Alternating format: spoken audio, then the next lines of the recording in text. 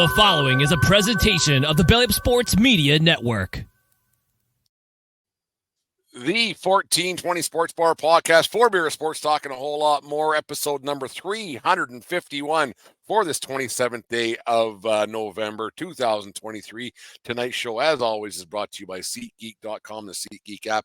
Use promo code 1420pod at SeatGeek.com today and save yourself $20 on your first purchase. Remember, we are part of the Belly Up Media Network. Go to BellyUpSports.com for all their great articles and other great podcasts as well. And stay tuned. We have something that works for Dave to be taking on the some other Belly Up media personalities in the coming weeks for a trivia. It's long overdue trivia. We're going to bring in some other Belly Up people to take a beating from Dave, the 1420 trivia ninja. Thank you very much to everybody who has been listening to our show over the years and follows us on Twitter and Facebook and YouTube and goes to 1420sportsbar.com on a daily basis to check out all the articles we have on there and everything else at 1420 Associated. Dave, your blushing bride was away for the weekend. It was you and the boy. How'd things go? We didn't burn anything down, didn't wreck anything. Boys got fed, dog got walked, and we had a good weekend. We had a really good weekend. It's kind of nice to let the hair down a little bit. And you know what? I was able to watch a lot of football on Saturday, which is normally something I'm not able to do. So that was a good thing to do. It was an interesting day. I went to the parade in Fort Macleod on Saturday. Yeah, I missed you. I thought I would have saw you. I know. I had a drone and I scoured the crowd, and I know you weren't there. I actually had my scouts on and everything else, so I was there. And there was reindeer and buffalo and horses and clowns and parade stuff. It was a lot of fun to get up to the great town of Fort Macleod and take that all in on Saturday.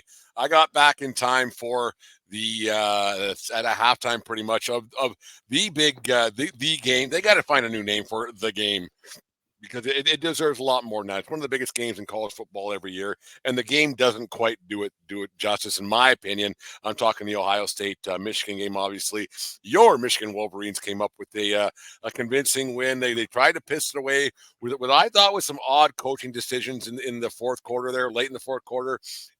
Run down the clock, don't run down the clock, timeout, don't no timeout. They got lucky with the interception late, but great football game. But my biggest take on that, Dave, is I talked about it yesterday. I did a quick Sunday brunch thing. The Big Ten's pretty fraudulent. There's two teams and that's it. Oh, that is it, right? You know, people talk about Maryland, they got a chance, and Penn State's awful. They beat Michigan State. Michigan State's 4-8. They're like the Big Ten is two teams, and it's been two teams for a long, long time, and that is it. What were your thoughts in the game? What were your thoughts about the fraudulent statement I just made? Well, it was an interesting game. It was anybody's game into the second half. My takeaway for this is fuck that Charlie Day or whoever the fucking coach is of Ohio State. I hate that motherfucker. I hate every Ohio State coach, but I really hate this fucker with his fucking pockmarked Botox face and painted on beard. Fucking rakes. Walking through the tunnel all sulky. Go fuck yourself and your private investigator who you paid to dig up dirt on Michigan's team and come up with this bullshit sign stealing thing. This is a total made up thing because of that fucking Charlie Day motherfucker. Now, here, you didn't have Harbaugh on the sidelines, and he didn't have the stolen signs that every team is doing that you gave last year. You gave their signs to Purdue and to TCU. You gave Michigan signs to other people. You fucking prick. Take that loss. This one really hurts. I fucking hope so. He's in jeopardy of losing his job. It's quite funny because I think he's been there for 4 or 5 years now, and he's lost a total of 7 games, three to Michigan, and a couple of like that one to Georgia last year in the college football playoff. But 7 games in the 4 or 5, whatever, it's 4 years. I don't give a shit how many years he's been there. But it shows how important that game is to the boosters, to the Big Ten. When 3 of your losses come to your biggest rival, and you're on the outside looking in, and you're like, you're tapping on your own door. Am I allowed to come in? It's crazy. Exactly, and and wear it. like I've never been so happy to see a coach do that walk of shame. God, that 50 meters from the Ohio State sideline to the locker room. Oh God, that must have been a tough walk for him. And I hope he felt every painful step of it. You piece of shit. I fully expect just the way Ohio State is, and yeah, I know now it's 1,400 whatever days since your 1,500, 6, 8, whatever the math is on. They were talking about the year before and everything else, but it's 1,400 plus days since Ohio State's beat Michigan. I fully expected Ohio State to win that game, and I didn't have a vesting interest at all. But I fully expected Ohio State to walk into the big house and win that game. They didn't, and it was crazy. And one of the bigger things when I was like when you watch college football, we've talked about in the past. When we had Aaron from Brutally Honest on here, and the traditions of college football. When Michigan they turn the lights down a little bit and they get the strobes going, when they do Mr. Brightside and the whole 110,000 people are singing along. There's nothing That's quite awesome. like it in sports. There's nothing quite like I'm getting goosebumps just talking about it. There's nothing like it in sports. Other teams do it, but that one is one of the best. It's so fun. And then even on the Twitter machine earlier on in the day, like they showed them opening the gates for College Game Day. It was 1 a.m. People are there at 1 a.m. to get a front row seat for College Game Day that doesn't start until whatever. The game was at like 7 a.m. Eastern, yeah. Yeah, at noon. 8 a.m. Eastern, whatever it is, yeah. Yeah, and you're going to just stand there and fucking whoop and holler for good for you. Whatever. Ain't my bag of chips, but like I don't think I have that in me. Well, actually, you know what? I don't think I know I don't have that in me. The other one that caught my eye, and you made a comment on it on Saturday afternoon, late Saturday afternoon, early Saturday evening, was the Iron Bowl. How that one just kind of got away from Auburn, and he said it almost looked like the conspiracy theory. It was almost like the fix was in, and then you hear of Coach what the heck's his name? The coach Freeze, Hugh Freeze, I think his name is, of Auburn at the post game. Like it was almost like a conspiracy theory that he couldn't even get the receivers, the punt returner's name right, which he didn't. So he didn't know who was on the field. And like you said, it was like the fix was in, the fix went wrong, and it was a really poorly constructed fix, and it turned out in Alabama's favor. I kind of got a kick out of your comment on that. In all your days of watching football, have you ever seen a player being set up underneath the ball and lose their footing? Not once. I've seen it bounce off their head. I've seen it I've seen him drop it. I've seen him muff it. I've never seen a guy do what he did underneath him on a, like, maybe if it was a rainy day, but they've been playing on that field for how many, like, nobody was slipping and sliding all game long, and right then with a minute and a half left, whatever it was, that's when he decides to fall. And then on the final play of the game, go ahead. And then like to waste a timeout before the final play of the game, but to see the deep defensive scheme, the offensive scheme, what they were doing. So that was kind of a thing. And then to not rush the quarterback at all, and then right in front of the one of the officials, there was blatant holding on a three-man pass rush, and they didn't call it. And then somehow the guy is wide open in the end zone, and in the corner, and no one there, and then minute. touchdown he wins. Because Deanna and I were watching, because she's not a huge football, she just hates Alabama because for a lot of different reasons, but everybody hates Alabama, right? And she's like, how the fuck is what she said, like, what, get him, like time and like, and how he became it wasn't by any means, but it looked like it was scripted by the Keystone Cops and put together by the Keystone Cops. It really did. Like your analogy was 100% true. I get it. Auburn. I think they're 5-6 or whatever. It's but like the rivalry. Auburn, game, they're not very good. They're not very good, but they were in a position to win. They should have won that game. Should have won the game. And I'll never understand why you don't. I'm not saying call a jailbreak blitz or anything, but you do need to put a pressure on the quarterback. Do not give him 10 fucking seconds. Because 10 seconds, there's going to be a holding or a pass interference. 25 or something, wasn't it? Like, it was, they had to score. He's that quarterback stood there for fucking ever. And then also too, like, and I remember this like it was yesterday that time Flacco beat the Broncos in the AFC Championship game. Don't let a guy get behind you. Do not let a guy get behind you. They even said that. Even the announcers said that. So just don't let a deep ball beat you. Make them make a play. So all you have to do is stand on the back of the end zone. And when that ball neither of us ever played a game of football in our lives. Get 5 guys on the back of the not 5, but you know what I mean. Get 4 or 5 guys in the back of the fucking end zone, and as soon as the ball comes up, like run forward, 3-4 seconds. Yeah, you guys are all athletes. You guys can get to that ball in 3 seconds because that's how long it's going to be in the air. On Madden or on NFL 94 or whatever it was that you used to play, prevent defense, right? Prevent a touchdown.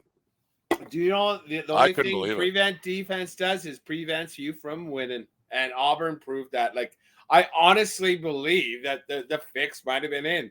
So Alabama has a chance now if they beat Georgia. Like, so what happens now if Bama beats Georgia? Who do you fuck over? Michigan's in. Do you put Bama and Georgia in? And then so Florida State and Washington. Like, someone's going to get fucked over.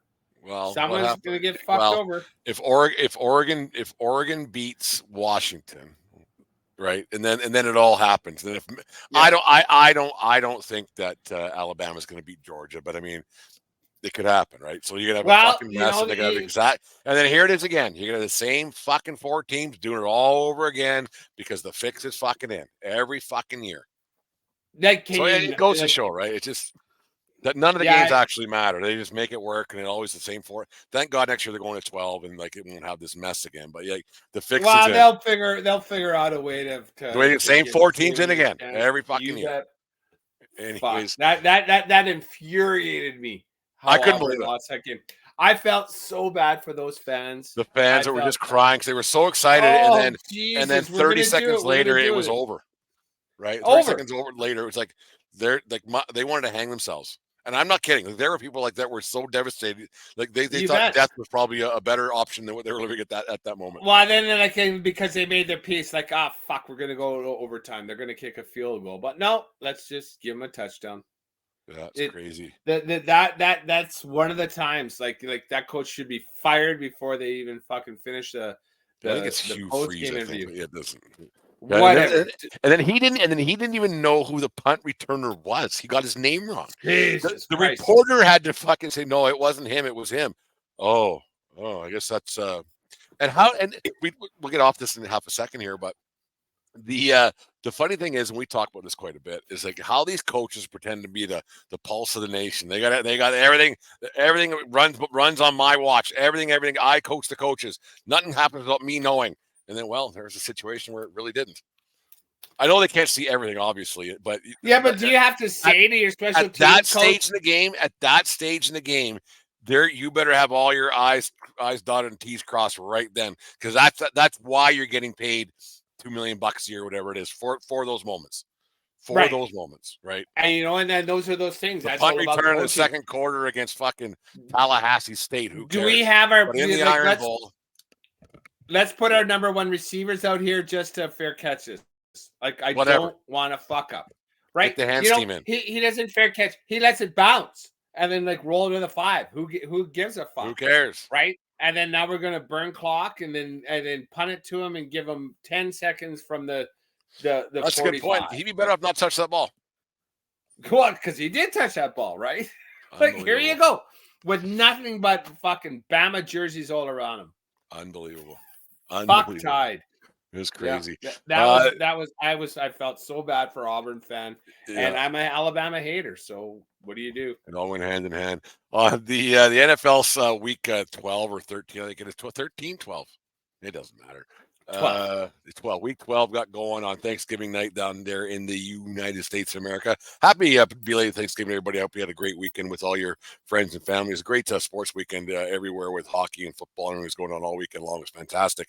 Thank you very much for setting that up down there the way you guys do it. But it got going on Thursday when we were recording. The Cowboys were beating up on the Commodores, and then the 49ers beat the Seahawks and just went on from there. Dave, there was a game last night. It was a really good football game. I didn't go to the Boney M concert, so I hunkered down and I watched the Buffalo Bills game. I watched the Buffalo Bills piss another one away. Bad coaching and the whole bit. And Josh Allen was really, really good last night. But you know what? Now you got a football team who was poised to win. We're supposed to win a Super Bowl 2 years in a row now. And now they are 6-6, and they are on the outside. And I'm not talking like close outside. They are on the outside looking in. A couple, two games out of a playoff spot. The Buffalo Bills are in a spot right now of wasting another year of really. I don't want to say a great yet, because you got to win something to be great. But the Buffalo Bills are in a situation here where they're wasting a couple of good years of a really, really good quarterback in Josh Allen. We might as well change the team of that team, change the name to the Jar Lickers, because that's all they do. That's all they're going to be. Just lick the jar. Lick the jar against KC, and then to have another team in the Bengals jump them. And they, hey, that's supposed to be us in the Super Bowl. Well, fuck, just keep licking that jar. And then Buffalo Bills is the team, and I have a soft spot for them. I do like Josh Allen. I do have a lot of friends that are Buffalo Bill fans, and I kind of like that team. But it's that team, right? Like, it's time to take the next step. And they tell you, "Oh, we're for real this time. We're for real this time." It's time to stop talking about it and time to start doing it. And unfortunately for Buffalo, for whatever reason, they don't got it in them. They definitely don't have it in them. They're behind the Denver Broncos. Yeah. And think of that. Denver started this fucking season at 1-5 with no expectations. And now Buffalo has a loss to Denver, and they just lost again. Even though they're a really good team. I get it. But that's what you got to do to win a Super Bowl. You got to beat really good fucking teams, and you lost again. And I don't even think you got to beat really good teams. You got to beat who's in front of you and then move on. We talked about it last week, and the Pittsburgh Steelers did it again. Even so, they can't even blame Canada anymore, because that's the offense still stinks. Although they did finally outscore or out yard one of the teams that they played for the first time this season. They're 7-4 right now. In the NFL, I don't think you have to be overwhelming and put up huge numbers. Yes, it's easier on your defense to go up and put up 40 points and win a football game, obviously, but beat who's in front of you, and that's it. That's all you got to do, and then move on to next week, because last week doesn't matter. You can't live in the past. And the Buffalo Bills can't even do that. Like, they just can't beat who's in front of them on a weekly basis. Yes, Philly's a really good football team. Like, Philly's one of those teams that beats who's in front of them. They may not be pretty wins. They're not considered one of the best in the NFC for whatever reason. They're still people are talking about the 49ers, and now the Cowboy talk, the way the Cowboys handled the Lionel Richie and the Commodores on Thanksgiving. But the Bills are they just don't get her done. And it doesn't, like, is it coaching? Yes. On 1 week it's coaching. The next week it's Josh Allen giving the ball away. The next week it's a defense. The next week it seems week in, week out. And when you're 6-6 at this stage of the year, that's who you are. And if you're supposed to be great and you're 6-6, you know what? You're not great. You're not. Yeah. It's that the team that there's always an excuse. Excuses are like assholes, right? Everybody has one, and the Buffalo Bills are kind of running out of assholes. What are they going to do now? Like, you can't. They're in a soft division. They with the Jets, but they've lost to the Jets, and the Patriots aren't a thing anymore. It's them and the Dolphins. So there's a half your fucking season, and you can't dominate anymore. Like, what are you doing here? I mean, you're losing to the Broncos. You're losing to whoever they're losing to. Like, they're losing games they shouldn't lose. They're mentally weak is kind of how what shows to me, even though they showed up against a really good Philly team. Like, Philly's a really good fucking team. But Buffalo took them to overtime, and then you know what? They lost. That's it. There's no loser points in the NFL. The sixth straight over. Josh Allen has not won an overtime game since he's caught in the NFL. That's 6 times. That's one here, win there. Like those are wins you got to pick up, and then you get to playoff time, and you're one and done, and that kind of shows who you are. I think that comes down more to coaching than anything else. Where you can't get a stop, you can't get to positive yardage and everything else. Like I think that like overtime comes down to that comes down to coaching a lot more than it does down to the players, I think. I agree. It's all the adjustments and everything like that. Speaking of which, I just read a tweet before we had. I'm just going to turn back the page a quick sec to that Michigan-Ohio State game. In the last 3 years, Michigan has punted once in the second half against Ohio State. Crazy. One time. And they scored every other time. So that's coaching. And I say that a lot about football.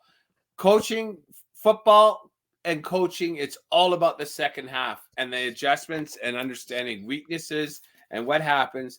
And if that's where games are won and lost in the second half, it seems obviously apparent, but unless you can make those adjustments and figure out what the opposing defense is doing to you, or what the opposing offense, what's working for them, and how are we going to counteract that? It's all about coaching and understanding and getting that message to your players. This is what we got to do in the second half to make this work. And either you make it work or you lose the fucking game. You bring up coaching. Carolina just earlier on today, they fired their coach. It's the third one in 4 years. After 8 games. Yeah, Frank Reich got the hammer today after 12 games. He didn't even make it as long as old Herb Meyer made it with Jacksonville a couple years ago. At least Herb made it to game 13. This guy made it to game 12. And so it's the third coach in 4 years on a team that's in constant rebuild, hasn't been relevant for a very long time. Rookie quarterback, and on it goes. And it's just an absolute mess. If you're an owner of a football team who's hands-on like that, I don't know the guy's name. I can give a shit what his name is, to be honest with you. But when you have a football team and you're struggling to keep things afloat, and you're third coach in 4 years, rookie quarterback, and on it goes. What are you doing having your third head coach? So you can't even build up a system. You can't even build up any kind of legacy tradition or a program or whatever it however you want to word it. Like that is, and then try to lure free agents. Everything like that might be the biggest wreck in professional sports right now. It's pretty bad because you've been a shitty franchise for a while now, record-wise. And you hired Frank Reich, I believe it was his first season there. This is it. And now, what message are you sending? Is we're just gonna keep doing shit like this? You don't have a chance at the playoffs. You're a one-win team. Let the fucker finish the year, and then clean house, fire fucking everybody, and start from scratch. Because what message are you sending? The message you're sending by firing a coach that you just hired 5-6 months ago is saying we don't have a fucking clue. We don't have a fucking clue. It's them and I think the Cardinals, the Arizona Cardinals, are two franchises right now who do not have a fucking clue what they're doing, and their record shows. It's nuts. And like you look at how, and like we always kind of laugh at the old fan of the van, Jim Plotner, there about his the ineptitude of the offense there in Pittsburgh. But they get it done. Like I said earlier on, they're 7-4, and they're 2 wins away from probably being in the playoffs with a quarterback who all intent isn't great. But you know what? They have a tradition there. They have a longevity there with Tomlin, and it's one of those things where the coach is their long-term tradition with Pittsburgh, and that can't hurt. Yes, you can wear it, you're welcome, like I think Billy Belichick has done with New England. But I think the way like Tom, like I don't want to say Tomlin's a better coach, but Tomlin might be a better manager of people to be around that long, and hasn't been great. Has won a little bit. Yes, he's got some a championship or two. I can't remember how many, but it doesn't matter.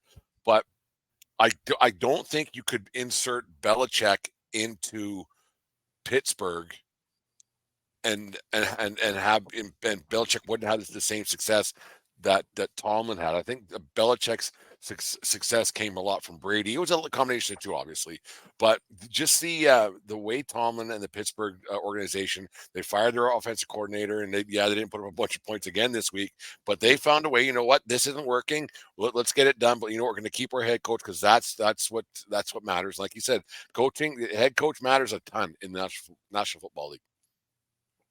Yeah, and when we're talking about coaches like Tomlin and Belichick, those guys get a ton of rope because they have track record, right?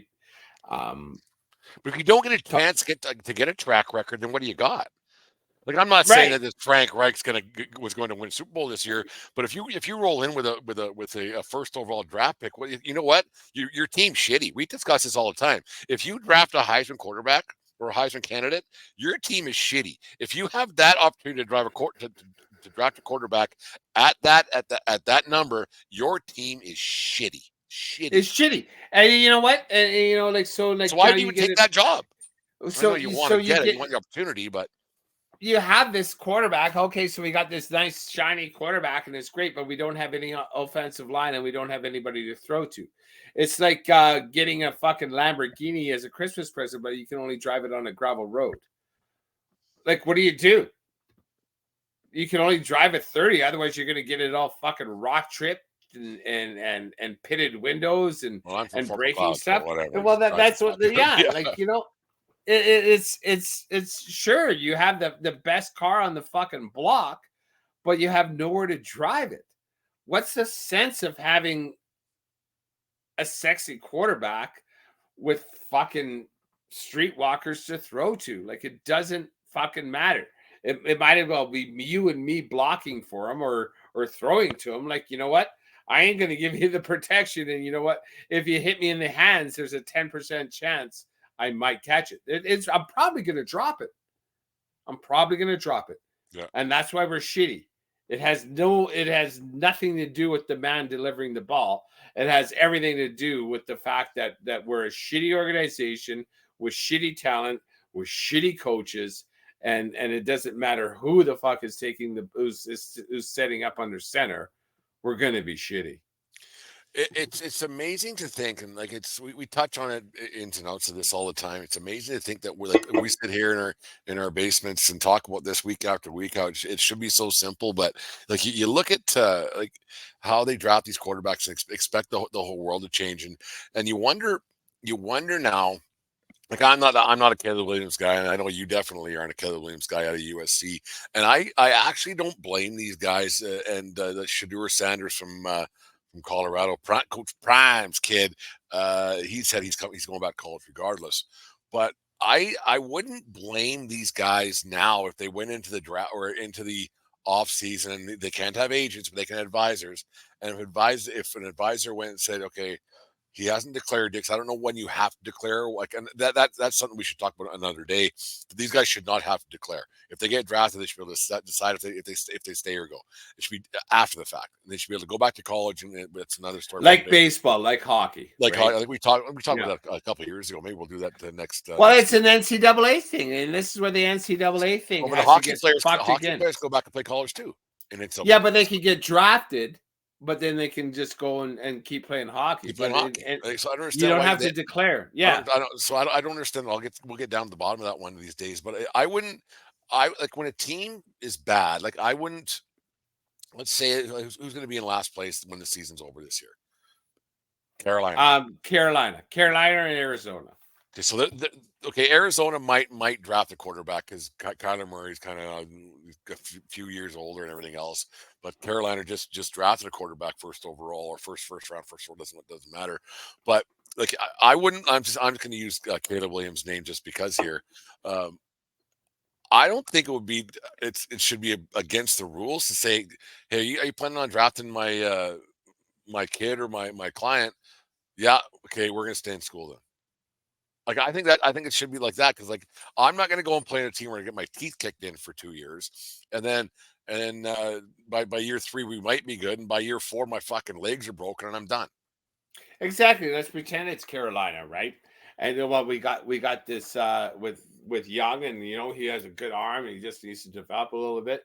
Yeah, but he has to throw the ball within 2 seconds every single time because we got no No protection. protection. And what am I? And I'm going to be seeing number one coverage all the time. Like, how is this good for me when we have a team that's not set up to be able to deliver the ball to me?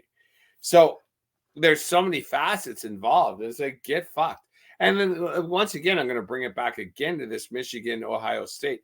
Maserati Marvin is the worst fucking nickname. If that fucker, whoever was calling that game, said Maserati Marv one more time, I was going to put my oh fuck! Like every time he was talking Maserati Marvin. Did you? Like, is that a self gloss or like was he getting paid to say this? Did you happen to see pregame during game day? They were talking to Keyshawn Johnson was talking to Marvin Harrison Jr. there. And he said, yeah, when like this year you'll be like leaving, you might be leaving Ohio State and going to the pros. He said you're gonna have to take a pay cut for your all your NIL money. And then the Harrison kind of laughed about it. Like, it looks, these boys are making some pretty good dough in college right now. Oh, they're doing just fine, but you're only 19, and I get it. Like, that's as far as you and I are concerned, like that NIL money is probably retirement money for you and I. Yeah, but it's not. Well, it's not the big money. Yeah, that we're closer to 60 than we are at 20. So yeah, and do you want to finish your life being a college hero, or do you want to make your mark on the big game where the big boys play, right? Because that Marvin Harrison Jr. is a good player, specimen. Oh, you bet.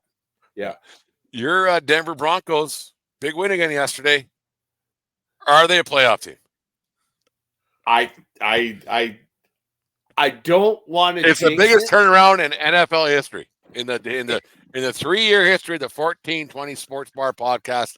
They are the biggest turnaround in the history of our podcast. I'm not gonna say no because when they were 1-5 and now they're ahead of the Buffalo Bills in the playoff hunt, and I wouldn't have thought that. What happened with this team is after that beat down in Miami, I was quite clear that was a team that gave up on the coaches. That's a team that gave up. So now I'm thinking, like, is Sean Payton actually that smart? He's just like, fuck it, put out the start. Let him wear it. Let him eat it. Like, how you say you got to break a team down. You got to break him down to build him back out. I had an old hockey coach once say you got to eat a little shit to make the gravy taste good. That's exactly what they did, because after that game, the only game they have lost since that beatdown was a contested game to Kansas City. But since that, they have beaten Kansas City. They have beaten Minnesota. They have beaten Buffalo. A couple of those on the road. Like, I'm cautiously optimistic of what they do right now. And you know what? I listened to the Steel and Teal talk by our buddies Garrett and Jim. You got it right this time. There you go. I got it right this time, and they were talking about my Broncos, and also thanks, Jim, for giving me props for saying fuck that team to the Pittsburgh Steelers last week. He totally agreed with my assessment. Yeah, give it a listen. There's nothing more I would like than the Denver Broncos to either go to fucking it's not Three Rivers, it's not Heinz Field. I want Denver to go to either fucking Steel or Teal for the playoffs. That's what I want. And then you guys can stop beaking about how bad my Russell Wilson led. I don't love Russell Wilson, but you know what he's doing? He's winning. He's not losing the games. I think you're getting to that point now, Dave, and it's getting more and more prevalent. Like, in, week out, we laugh about it, like how tight the NFL is, and how, like, we talked about it last, like, mediocre. And I don't want to get on that train again, but we talked about it from like the first time you came on the 1420 podcast, episode number 4, whatever it was. And every team was 8-8 back then. Now every team is 8-9 or 9-8, and you just got to win one and separate yourself. That's all you got to do. And then don't worry about what happened last week. Fix those problems, yeah. But you know what? That scheme that we did this week It's not going to work next week, so we got to do something else. So don't even worry about last week. And that's all some of these teams are doing right now. Like, I don't think there's any great teams. Like, obviously the Eagles and the Niners are doing their thing, but the Eagles, the Niners, and the Ravens, I think, are the three best teams in the NFL right now. It's just funny to see that these teams are just winning almost in spite of themselves, right? Like, I wouldn't say that about Denver right now. In spite of it, you know what? They're just getting it done. They're just doing enough. Like, yep, exactly. That's what Denver's been doing. They've just been doing the things that are fun. They're not explosive. There's not a lot of vertical threat that Russell Wilson was doing in Seattle, but it's workmanlike. It's some clutch plays by some clutch players. And I'm really liking, and the defense is turning the ball over. If you can fucking force turnovers, it makes the biggest difference in the world. That's more than anything, more than sacks, more than red zone percentage. If you can turn it over, if you can force turnovers, that puts your team in such an advantageous place to win a game. And that's what the Broncos defense is doing. I'm so proud of the way that Sean Payton has coached his team up. So fuck you, Brent, because you wanted. 100%. Look, I was laughing at that cocksucker fucking for about 5 weeks straight. You bet. I wrote that motherfucker off. I thought he was going to get fired. I really did. Payton is coaching them up, and they're figuring it out. And I'm not getting on my knees yet, but this team is showing me something, and what they're showing me is they haven't quit, and they have some belief. They're right Ted Lassoing it right now. To tell you what, we'll get to fuck that team in half a second here. Then I should change it just about in a second here, because my brother-in-law, if he's a big Bears fan, and I asked, because I'm doing pretty good in that Bulldog football pool. Like, I'm right. I am just. I'm right there. You're right licking the jar. Oh yeah, you're I'm right there. And I asked James this morning. I said, "Okay, listen, Alex, I'm fucking right there, and I have the Vikings beating the Bears tonight." He's a Bears fan, and I was just making conversation. I wasn't going to take anything he said to and go make some drastic change to my pool, because I'm doing pretty well. And he goes, "The Bears win tonight. The Bears win tonight, because eventually that Viking team, they're going to fall apart with the quarterback change a lot." He goes, "The Bears win tonight." He goes, "I guarantee it." And I go, "Yeah." Shook his hand. "Yeah, fuck off. See you later." It was like, I didn't say fuck off. Did you change your pick then? No, I didn't change it. So I stuck with Minnesota. Minnesota is put up 3 points they're in the fourth quarter right now. So they're turning the ball over, and I guarantee the people that I'm only 2 points behind. I guarantee you that they took the fucking Vikings. I guarantee it. So I would have been in first place after tonight.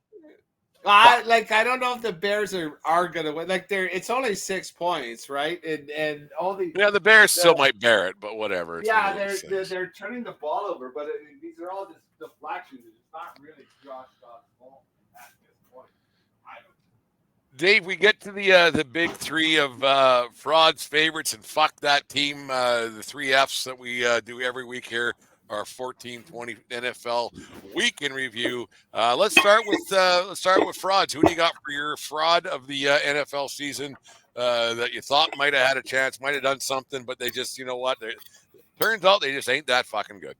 Well, it has to be Buffalo, right? Especially they've lost some games they should have won, and they've. I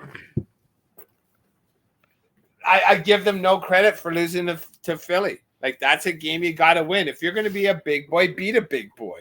And they didn't beat a big boy. So, I think that's going to be the nail in the coffin, that game last night. I really do. Yep. Then that loss to the Jets earlier on. Like, who the fuck loses to the Jets? They're fucking terrible. Speaking of the Jets, how come no one is saying, fuck Nathaniel Hackett?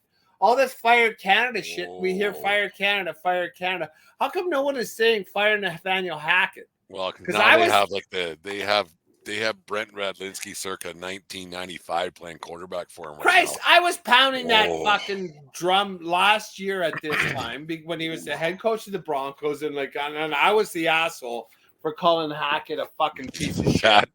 And then Tim Boyle on my ass is a bad quarterback, man. He's not Oh, good. fuck. Coach him up. That's what you're supposed to do. Well, Anyone can fucking coach Aaron Rodgers. It Well, takes that's the someone. thing, right?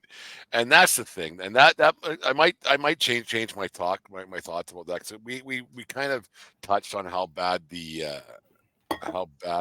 two New York football teams are, New Jersey football teams, a couple of times, but that Jets team. Like I had Seattle as being the biggest frauds in football. They got blown out. They got shown there how shitty they actually are. Geno Smith isn't good enough anymore, and maybe it's time for Coach Carroll to go back to USC and finish off his career as ride the donkey up and down the sidelines after a touchdown. I'm not saying coach the team, and maybe that's what, because he got the same color hair as Traveler does, the horse there at USC. Because I think they're fraudulent. They got proven by a very good San Francisco team on Thanksgiving night there that the Seahawks are fraudulent. They're not very good. Like they just really are. They don't stop anything. They don't score enough. They're just not very good. But you get to fraudulent teams, like almost a fraudulent franchise.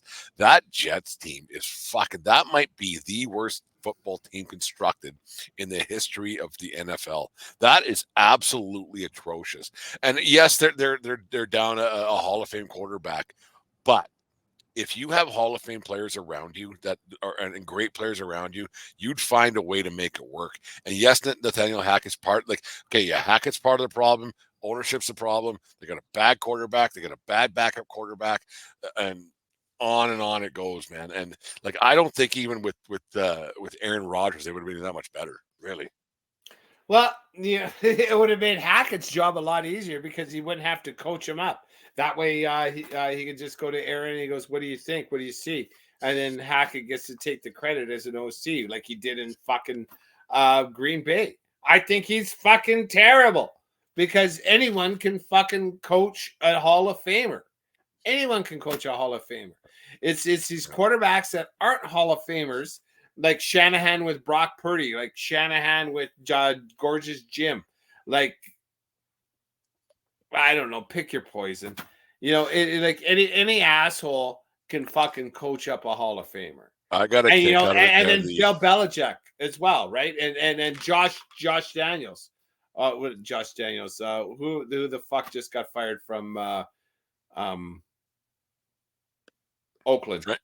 Or Josh McDaniels, right? Yeah. He had a cup of coffee with Denver, and then he fired fucking Jay Cutler to draft Tim Tebow. You fucking moron. Tim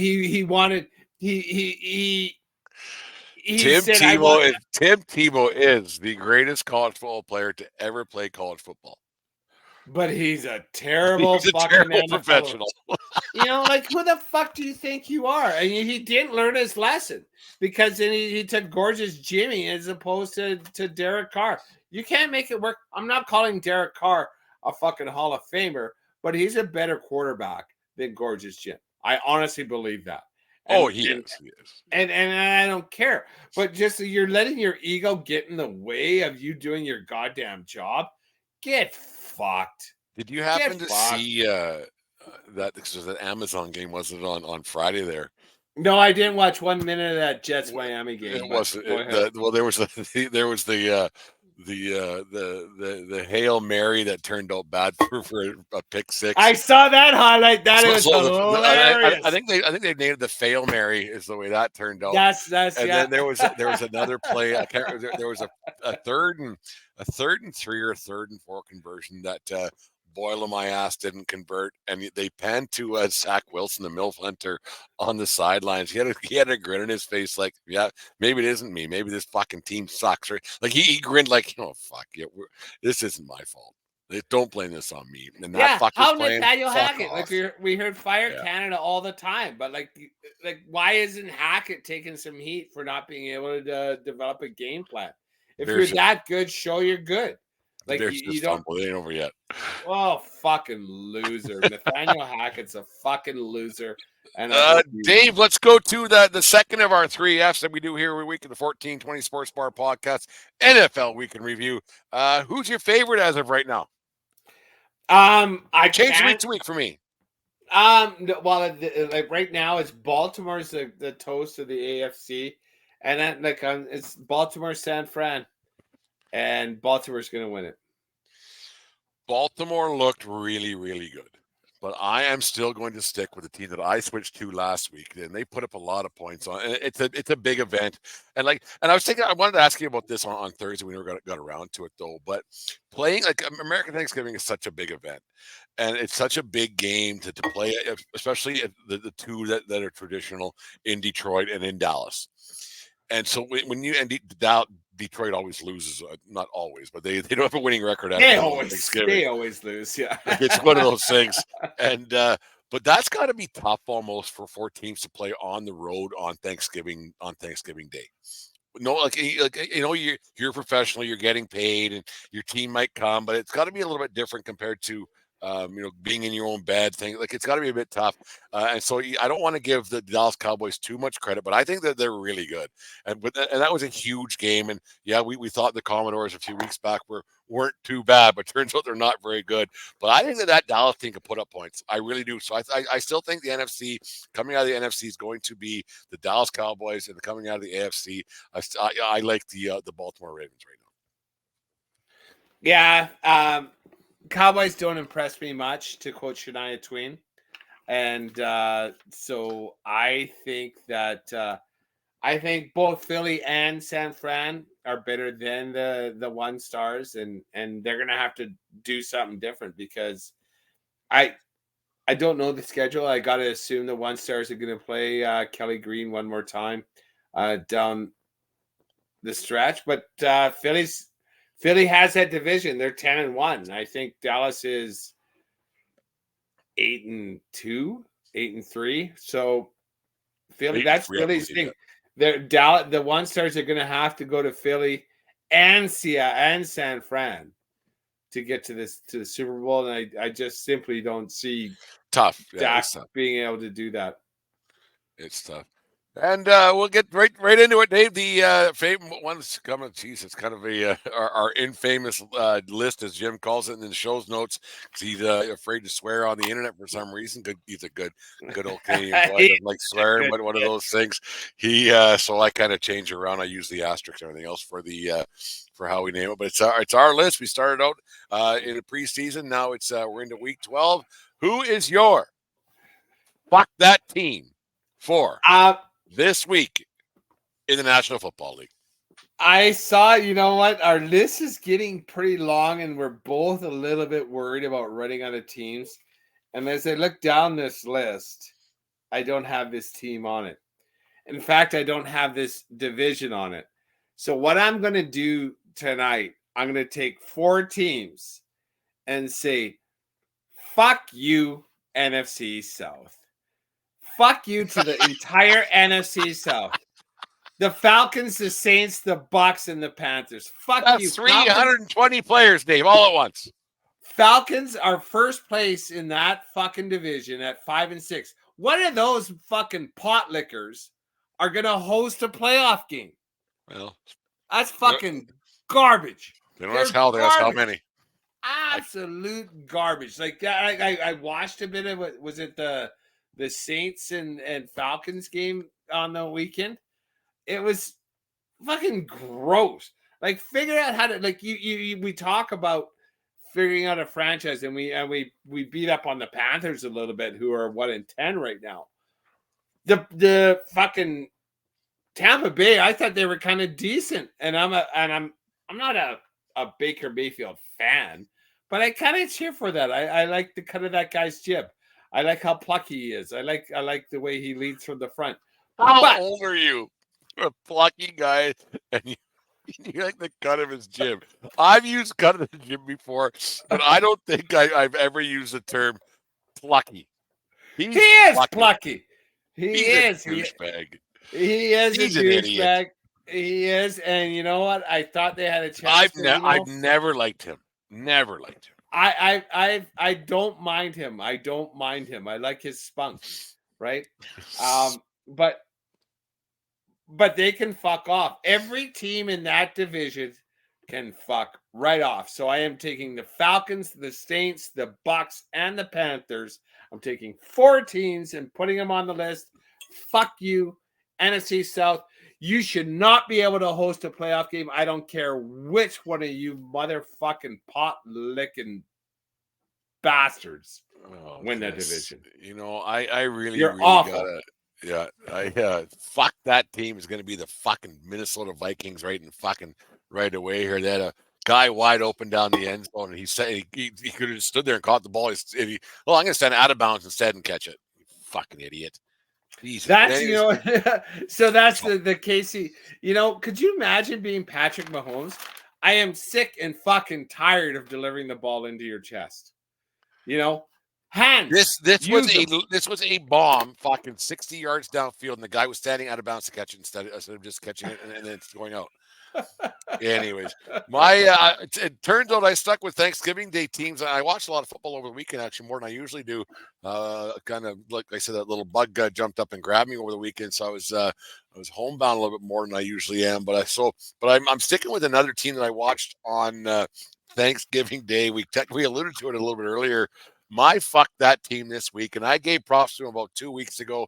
I said, you know what, this team's pretty good. And you know who's not very good? Once again, and it took the Thanksgiving Day Classic at Ford Field, wherever the fuck it's called nowadays. They could play in Pontiac, Michigan, Ford Field, or downtown fucking Detroit, or wherever the hell they play. Could play in fucking Lansing. The Detroit fucking Lions. Fuck that team. And it's not just for me. We got friends in the Belly Up podcast network that are Lions fans. Captain Luke Extravaganza, Lou Gamlin over there, Michael there at Motor City Realist. They're Lions fans through and through. And you know what? Fuck them. To lose that game year in, year out, and not even be close this year. Just a fucking wreck. And Green Bay's shitty. And it's almost like we give the kiss of death as soon as we say, you know what, this team's going to be there. I think they're okay. They fall right off the fucking right off the wagon.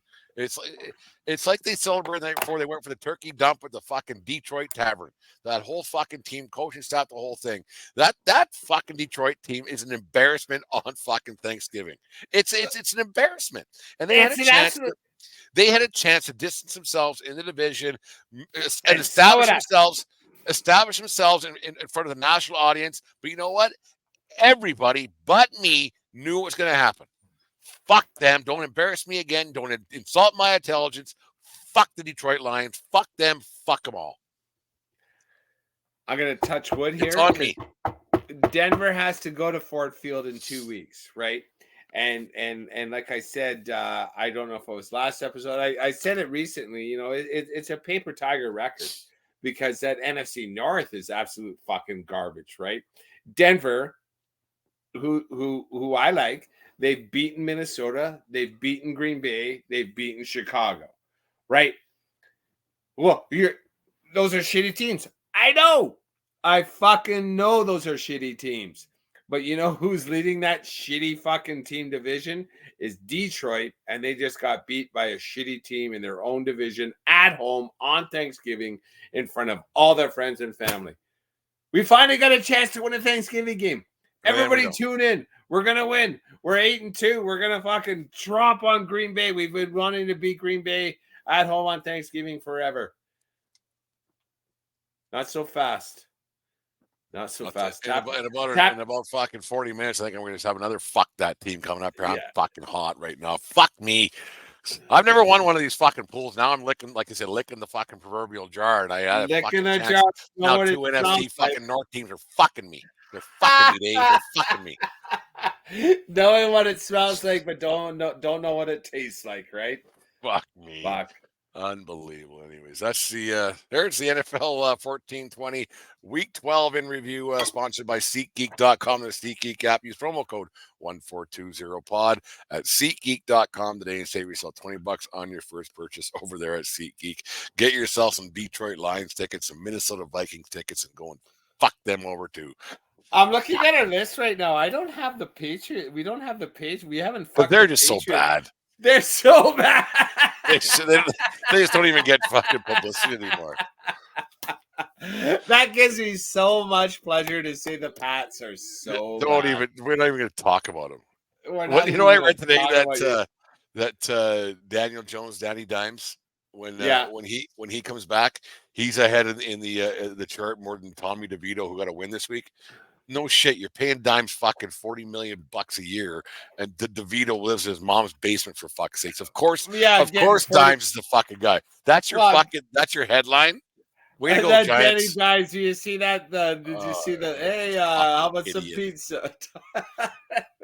Fuck those. No, I'd like to get an actual, like a New Yorker on the show who watches football, and I want to get their actual take on those two teams, or New Jersey or whoever. Right. So I think it might be quite humorous. Like it would be really. Could you funny. imagine me? And like so, like so if you're a season ticket holder for either the Giants or the Jets, and then so what? Do they give you a luxury bus to come down from New York to thing? I don't know what it is. I would imagine on a Sunday it's a 40-minute drive. But yeah.